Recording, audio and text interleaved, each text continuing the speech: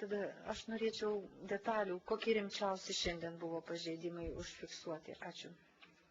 Nu, žinot, aš manau, kad visi pažeidimai yra nepriimtini, galbūt buvo ir kuriozinių tokių pažeidimų, kiek man į galvą atėję yra. Tai, sakykime, ten vienoje rinkimo apylinkėje Kaune rinkėjas nuplėšė balsadėžės dangtį ir įmetė biuletenį tiesiog, reiškia, į tą balsadėžę. Bet mes tiesiog gąsdinam turbūt šiuo atveju netinkamą elgesį kai kurių rinkėjų, kurių nesuprasi, kas tas galvoj pasidaro, reiškia, kada jam reikia skirtis su biuleteniai.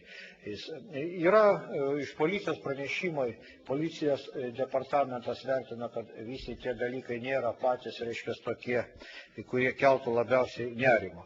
Didžiausia problema yra su rinkėjų papirkimais. Tai čia yra netgi dėl kai kurių partijų kalbama, kad ten, reiškia, vežė po kiek tai rinkėjų, 10 litrų ir panašiai. Praeitą konferenciją aš buvau šiokį tokį galvosūkį jums uždavęs dėl tų policininkų, tai jisai, kaip aš suprantu, buvo per gerą pusvalandį išspręstas ir jūs nustatėt, kad ten Utenoj taip vyko. Ir reportažą yra jau, kaip aš mačiau, paskelbtas. Buvo ir kitų, reiškia, sakykime, užsienio mus pasiekė, bet čia geros žinios. Ten daug irgi yra rinkėjų. Anglijai pratęstas yra balsavimo laikas, kad galėtų visi rinkėjai baigti balsuoti, kurie yra atvykę į ambasadą Londone ir į balsavimo punktus. Jų veikla regis pasiteisino. Tai iš tų pažeidimų galbūt tokie didžiausi. Galbūt buvo kokie tai nesusipratimai su rinkėjais, kurie truputį norėjo balsuoti ne savo rinkimo apygardoj, o kažkur tai kitur, kadangi jie yra atvykę į kitą miestą, tai įstatymas to neleidžia persirašyti rinkėjams į kitus sąrašus. Kompiuterinė sistema veikia pakankamai gerai, ta, kas aprūpino rinkėjų sąrašų vykdymo. Mes neturim duomenų, kad kažkas būtų bandęs balsuoti po 2 kartus ar daugiau. Tokias, sakykime, sistema, kuri turėtų garantuoti tokio, sakykime, rinkėjų nustatymą veikia. Ir aš, sakyčiau, per ankstesnius rinkimus mes gaudom tokią informaciją. Aišku, dar visa ši informacija nėra iki galo apdorota. Tai jeigu vertint taip rinkimų pažeidimų, tai visi pažeidimai turi būti vertinti, apygardų rinkimų komisijos juos vertins ir bus imtas atitinkamų priemonių, suruošiami administracinių teisės pažeidimo protokolai ir vyriausia rinkimų komisija juos taip pat įvertins. Kol kas, sakykime, dėl pažeidimų, kad keltų abejonės rinkimų rezultatus, mes nežinom.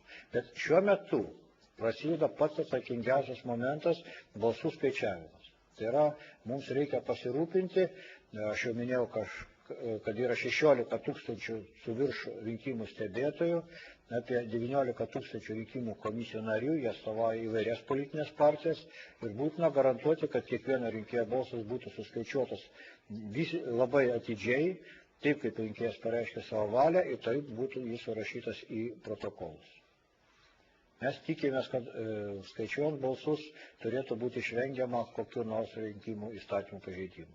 Tam dirba stebėtojai, tam jie turi teisės, tam, kaip aš minėjau, yra ir iš kitų valstybių domisi mūsų patirtim. Tikrai būtų apmaudu, jeigu kurio nors rinkimo apylinkiai būtų pažeistas rinkimų įstatymas skaičiuojant balsus. Ar dar turėtumėte klausimą? Ačiū labai. Dar Lietuvos radijas. Jeigu nieks neklausė dar, jūs jau minėjote, bet tokia aiškia tvarka, kaip bus skaičiuojami rezultatai, kadangi yra 3 biuleteniai, tai kuriuos pirmas sužinosim ir ką vėliausiai. Ačiū. Na, aš manau, kad mes viską iš karto žinosim lygiagrečiai. Biuleteniai, taigi vienoje balsadėžiai yra rinkimų apylinkė, kada baigs patikrinimą, ar teisėtai išduoti visi biuleteniai, tam užtrunka valandą, kartais ir 2 valandas. Nes gali būti, sakykime, ten biuleteniai sulypę, tada prasideda didelį ginčą, kas ten atsitiko, parašai, kad būtų vietos ir taip toliau. Nu, tiesą sakant, metodika čia yra aiški, bet nuo praėjusių rinkimų praėjo metai laiko, gal kai kur rinkimų apylinkėse šiek tiek ir pasimiršo. Bet aš tikiuosi, kad tai bus maždaug mažuose rinkimų apylinkėse. Greičiau galite jau būti padaryta.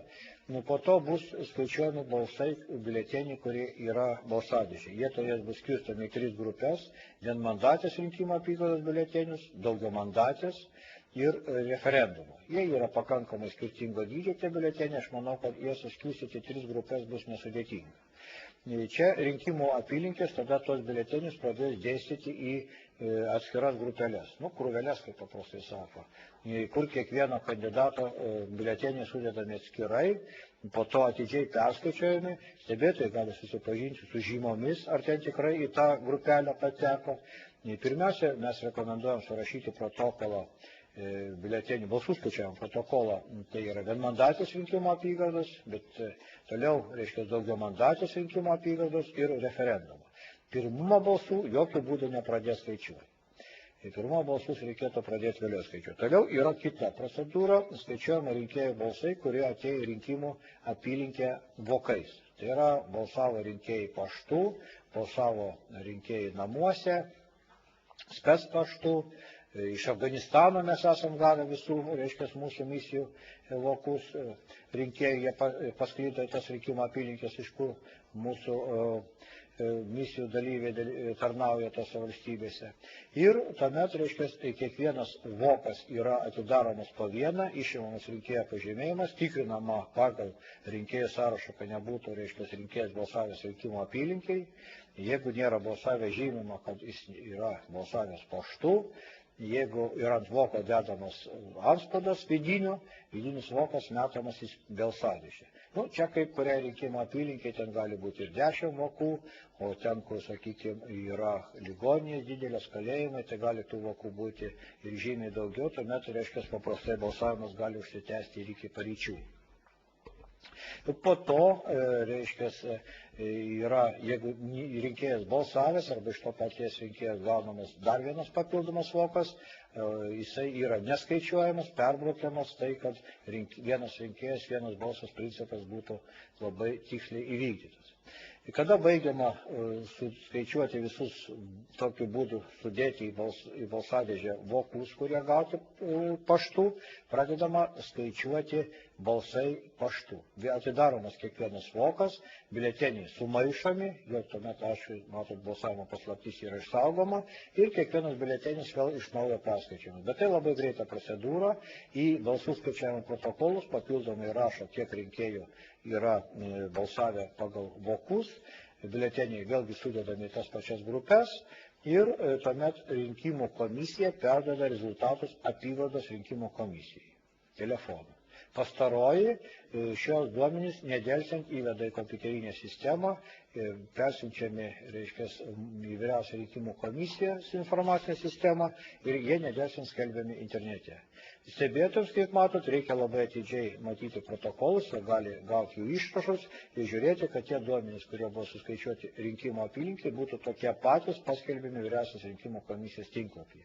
Jeigu yra kažkur klaidos, reikia iš karto pradėti aiškintis, ar čia kompiuterys, arba neduok tu Dieve kažkas ir blogesnio.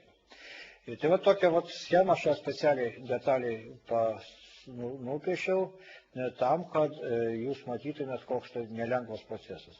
Nes pirmuo balsus, kad po to, kada yra perduodami duomenys telefonu, apylinkės rinkimų komisija gali pradėti skaičiuoti iš karto, tam užtruksime dar 2 valandas laiko, galbūt aš šitos procedūros nesakysiu, ten yra specialūs blankai, 2 komisijos nariai skaičiuoja, dar 2 komisijos nariai būtinai iš kitos partijos, negu kad yra ta, reiškia, partijos biuleteniai, perskaičiuoja dar kartą, viskas surašoma į balsų skaičiavimo protokolą, pasirašo komisijos nariai, visi dokumentai vežami į apygardos rinkimų komisiją. Ir pirmo balsai vyriausia rinkimų komisija turėtų pasiekti tik antradienį. Mes nerekomenduojam, o tiksliau, kol neperduoti visi protokolų balsai, neleidžiam įvedinėti kompiuterinę sistemą pirmo balsų. Nes jie yra labai didelė apimtis, kiekvienoje rinkimo apylinkėje yra po 1600 kandidatų, kurie gali gauti po tam tikrą balsų skaičių ir kompiuteristai, kaip mūsų praktika rodo, daro klaidų, tai mes reikalavim, kad jie išsimiegotų. Mes suprantam, kad kandidatai dėl to pergyvena, nes jie norėtų tos pirmo balsus ne tik žinoti, ką mes tikiuosi, mes šiandien iki ryto žinosim, koks kuris partijos sąrašas gavo mandatų, bet taip pat labai norėtų žinoti, kaip tą rinkėjai nustatė sąrašų eilę. Bet tą mes tikimės sužinoti antradienį. Tai tokia detali schema. Jeigu daugiau klausimų nėra, tai dėkojame ir primenu, kad kita spaudos konferencija yra numatyta 24 valandą. Ačiū. Ačiū Jums, tada gal rezultatų žinosime.